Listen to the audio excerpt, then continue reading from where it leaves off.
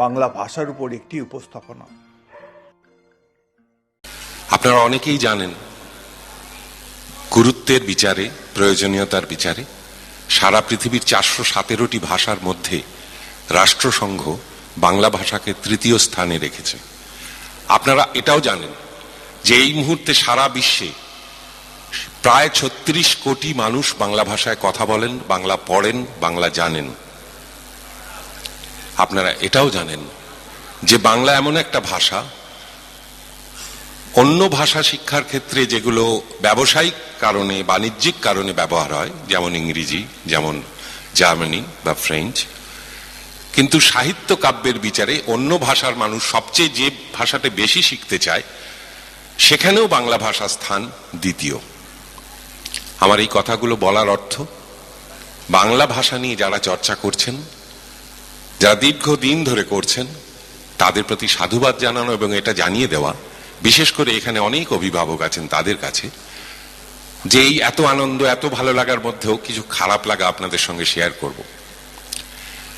আসলে বাংলা, বাঙালি এগুলো বললে কোথাও একটা এমন প্রেক্ষাপট তৈরি হয়, এমন একটা চালচিত্র তৈরি হয়, যেটা বোধহয় পৃথিবীর অন্য ভাষাভাষী মানুষ নিশ্চয়ই তাদের ভাষার নিয়ে তাদের গর্ব আছে, তাদের সংস্কৃতি নিয়ে তাদের অহংকার আছে, কিন্তু কোথাও যেন আমার নিজেকে মনে হয় যে এত বড় প্রেক্ষাপট, এত বড় চালচিত্র বাংলা ভাষা ছাড়া বোধহয় সম্ভব নয়।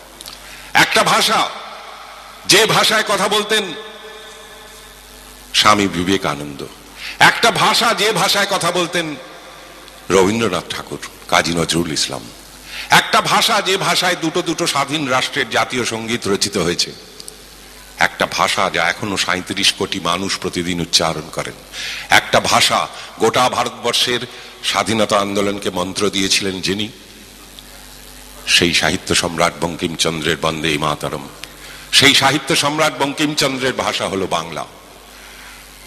শৈশব থেকে যিনি বাংলা জানতেন না, বেশি বয়সে এসে বাংলা শিখেছেন এবং নতুন ভাষার আবিষ্কার করেছেন, নতুন ছন্দের আবিষ্কার করেছেন, সেই মাইকেল মধুসূদন দত্তের ভাষা বাংলা। যে বীর সন্ন্যাসী অজস্র কষ্ট স্বীকার করে এই বাংলার মাটি থেকে দুরূহ এক দীর্ঘ যাত্রার শেষে গিয়ে পৌঁছেছিলেন চিকাগোয় এবং বিশ্ব ধর্ম মহাসম্মেলনে ভারতবর্ষের ছবিটাকে তুলে ধরেছিলেন উজ্জ্বল রূপে, তাঁরও মাতৃভাষা সেই স্বামী বিবেকানন্দের মাতৃভাষা বাংলা। সমস্ত পৃথিবীতে যে সাহিত্যকে চিরায়ত ধরা হয়, বাংলা থেকে তার দুটি একটি উদাহরণ দিতে গেলে কথা অমৃতের নাম আসে, সেই শ্রী শ্রী রামকৃষ্ণের ভাষা বাংলা। এগুলো আমাদের গর্ব, এগুলো আমাদের অহংকার। বাংলা ভাষায় যারা গান গেয়েছেন, বাংলা ভাষায় যারা নাটক করেছেন, বাংলার সাহিত্যে যারা চর্চা করেছেন, বাংলার কবিতাকে যারা সমৃদ্ধ করেছেন, তাদের কথা ভাবলে আমাদের গর্বে, অহংকারে, আনন্দে বুক ভরে ওঠে। কিন্তু যখন সামনের দিকে তাকাই, যখন আমার পরবর্তী সময়টার দিকে তাকাই, তখন দুঃখ হয়। আমি আপনাদের দু একটি ছোট অভিজ্ঞতা আপনাদের সঙ্গে ভাগ করে নেব, তাহলেই বুঝতে পারবেন কোথায় এসে দাঁড়াচ্ছি। সল্টলেকে একটা ওয়ার্কশপ হচ্ছে রবীন্দ্রসঙ্গীতের, সেখানে আমি এবং আমার অনুযোগ প্রতিম বন্ধু শ্রীকান্ত আচার্য গিয়েছিলাম। শ্রীকান্ত ব্ল্যাকবোর্ডে গান লিখে দিচ্ছিল লেখার জন্য ছেলেদের, পরে গানটা ওরা শেখাবে, শ্রীকান্ত শ্রাবণীয়রা।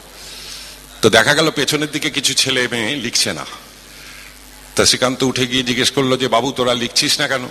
তাদের বাবা মারা উত্তর দিল, না ওরা আসলে বাংলাটা তো পড়ে না। তখন শ্রীকান্ত জিজ্ঞেস করলো, সে তো অনেকেই ইংরেজি পড়ে, বাংলাটা ছোটর দিকে পড়ে না, কিন্তু এইটুকু বাংলাও জানে না। তখন বললো, না না আসলে এখানে বাংলা সেকেন্ড ল্যাঙ্গুয়েজ আছে, কিন্তু আমরা ওদের সেকেন্ড ল্যাঙ্গুয়েজ দিয়েছি হিন্দি।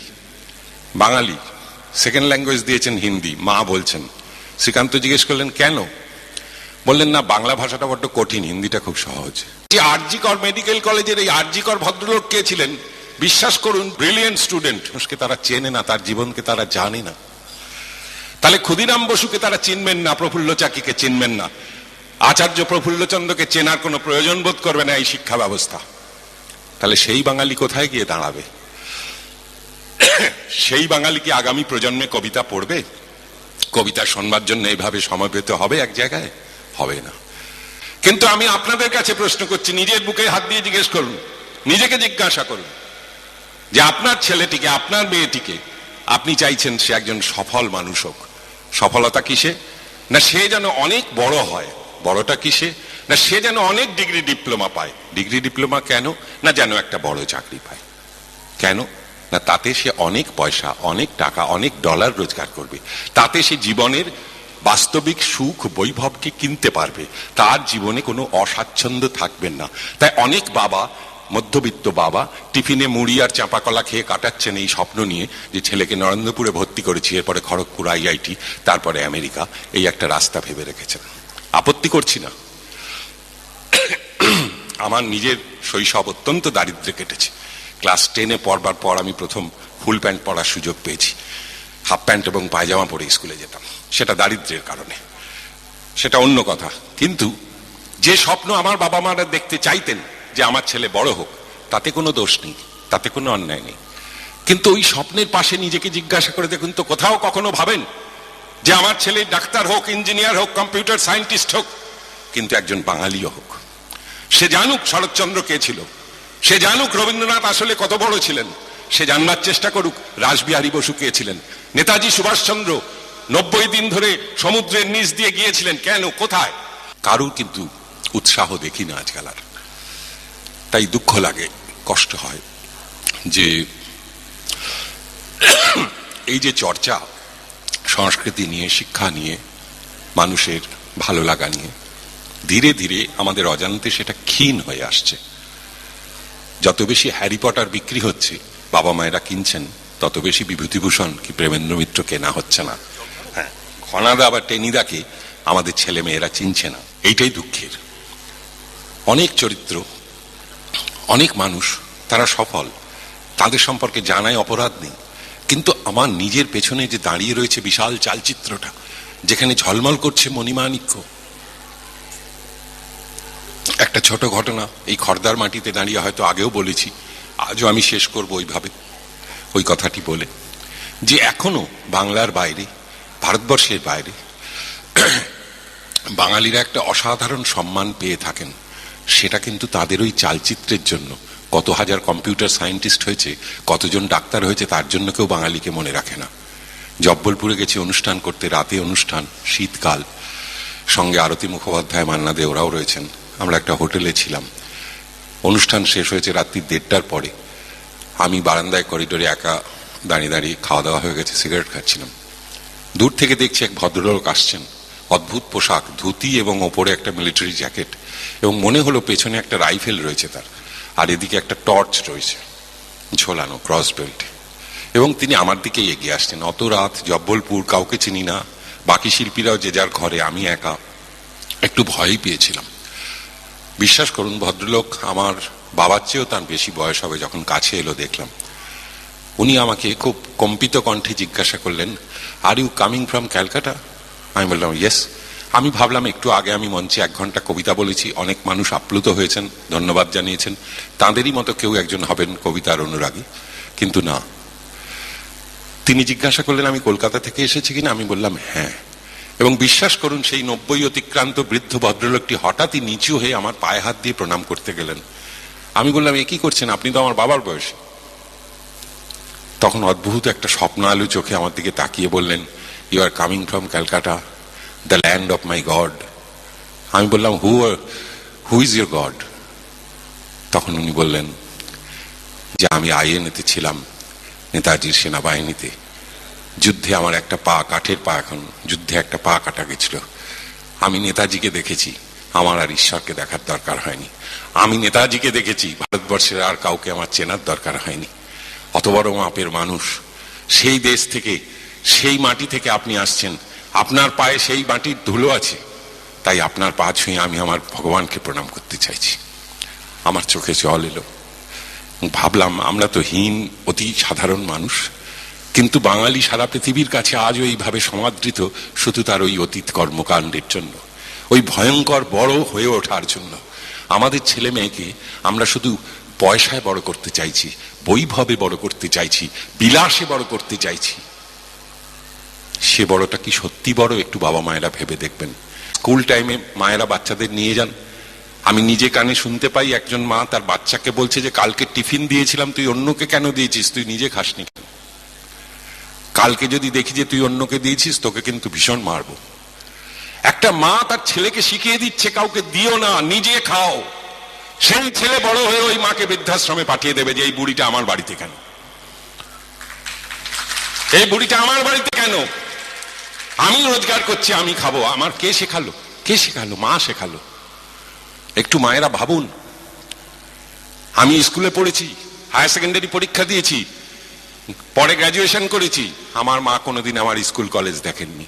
এখন প্রতিটি স্কুলে গিয়ে দেখুন মায়েরা সকাল থেকে সন্ধে অবধি স্কুলে বসে আছেন।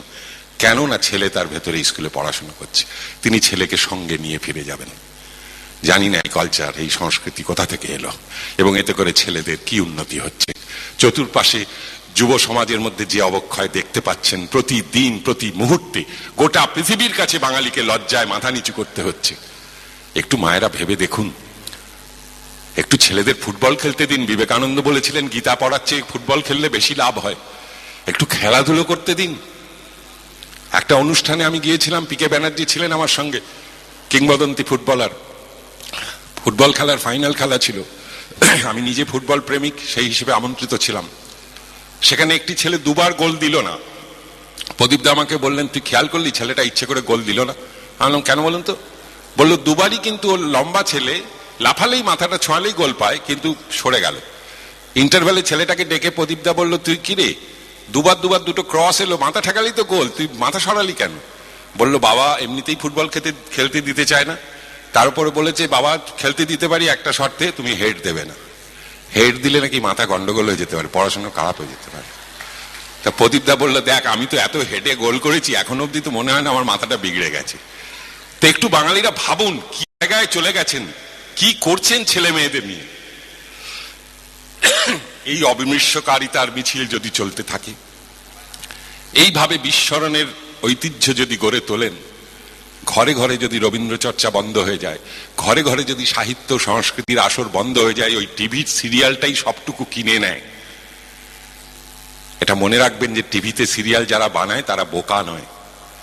অনেক রুচিবান মানুষ বলেন যে টিভিতে যেগুলো দেখায় ওগুলো আমাদের জন্য না, তৃতীয় শ্রেণীর লোকেদের জন্য, আমি দেখি না।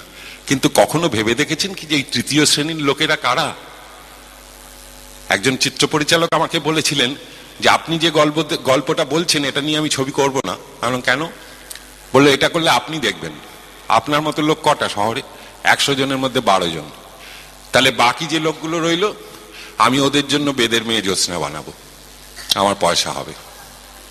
তাহলে শিক্ষা, স্বাস্থ্য, পরিবহন, যেখানে যাবেন শুধু মাফিয়া রাজ, পয়সার গল্প। কি করে পয়সা আসবে তাই। একটা নামি দামি স্কুল, ক্লাস 5 থেকে আমরা তো 10 টাকা মাইনে পড়েছি, কি জানি তাতে বড় কতটা অমানুষ হয়েছি জানি না। কিন্তু এখন তো প্রতি সাবজেক্টে 3টে করে টিউটার লাগে। ডাক্তারের কাছে যান, সেখানেও তাই। আপনার ডান দিকের নাকে ব্যথা হলে বাঁ দিকের নাকে স্পেশালিস্ট ওটা দেখবেন না, উনি বলবেন বাঁ নাকের জন্য আলাদা স্পেশালিস্ট আছে। কত রকম ভাবে বাঙালিকে শোষণ করা যায়, কত রকম ভাবে গাধা বানানো যায়, তার একটা প্রতিযোগিতা গত কয়েকটা দশক ধরে চলে আসছে এবং আমরা তার শিকার হচ্ছি। সবচেয়ে ভাবতে অবাক লাগে, আমি আমার এক বন্ধুর ছেলে, সে সম্প্রতি ইঞ্জিনিয়ার হয়েছে এবং বিদেশে চাকরি পেয়েছে। তো বিদেশে যাবার সময় সে আমার কাছে এসেছিল যে তুমি আমাকে কিছু গান আমার এই কম্পিউটারে আমি লোড করে নিয়ে যাব, তুমি দাও। তা আমি বললাম তুই কিছু ভালো বাংলা গান নিয়ে যাও, ওখানে তো পাবি না। তার উত্তরে আমাকে বলল, হ্যাঁ বাংলা মানে ওই তুমি 2-1টা রবীন্দ্রসঙ্গীত দিতে পারো, আর তোর শোনো তুমি কিছু বরং আমাকে ইয়ে দাও, ফোক গান দাও, ওই বিহার, উত্তরপ্রদেশ ওইসবের। আমি বললাম তুই বাউল ভাটিয়ালি? না ওগুলো ভাল লাগে না। এবং অবাক কাণ্ড, আমি বললাম হেমন্ত মুখার্জির কিছু গান নিয়ে যাও, ওখানে অনেক বাঙালি শুনতে চাইবে, তুই শোনাতে পারবি। বললো হেমন্ত মুখার্জি, সন্ধ্যা মুখার্জি, হ্যাঁ এইগুলো হয় না তুমি। আমি বললাম কোনটা গান? বলে ও একটা শোনালো আমাকে, সেটা গান মনে হলো না, মেশিন গান মনে হলো। কবিতা লিখতে গেলে একটা ভালো ঘটনা আমাকে আনন্দ দিল যে বিশাখার মেয়ে, সে এই প্রজন্মের, সেও বাংলা কবিতা লিখছে। এটা বিশাখা এবং তাদের এই পরিমণ্ডলে থাকার ফল, যে সে বাংলাকে ছাড়লো না, বাংলাকে ধরলো আরো। আর আমাদের ছেলে মেয়েরা, মায়েরা বলছে যে বাংলাটা বড্ড কঠিন বলে আমি বাঙালির ছেলে, আমার ছেলেকে বা মেয়েকে সেকেন্ড ল্যাঙ্গুয়েজ হিন্দি দিয়েছি, হিন্দিটা সহজ। এই প্রেক্ষাপটে দাঁড়িয়ে এতগুলো কথা বললাম। আজকের অনুষ্ঠান সার্থক হোক, আপনাদের উদ্যোগ এদের পেছনে থাকুক। আমি হয়তো একটু বেশি সময় নিলাম। আসলে এই আক্ষেপের কথাটা, এই দুঃখের কথাটা প্রতিদিন বলতে চাই, কারণ আমি যা লিখেছি সেটা খুব অকিঞ্চিতকর, না থাকলে বাংলা সাহিত্যের কিছু যাবে আসবে না। কিন্তু বাঙালি জয় গোস্বামীকে ভুলে যাবে, শক্তি চট্টোপাধ্যায়কে ভুলে যাবে, বাঙালি বঙ্কিম, শরৎ, রবীন্দ্রনাথ পড়বে না? এইরকম একটা স্থিতি, এইরকম একটা অবস্থান আসতে চলেছে আগামী প্রজন্মের কাছে। একটু মায়েরা ভাবুন, একটু বাবারা ভাবুন। নমস্কার।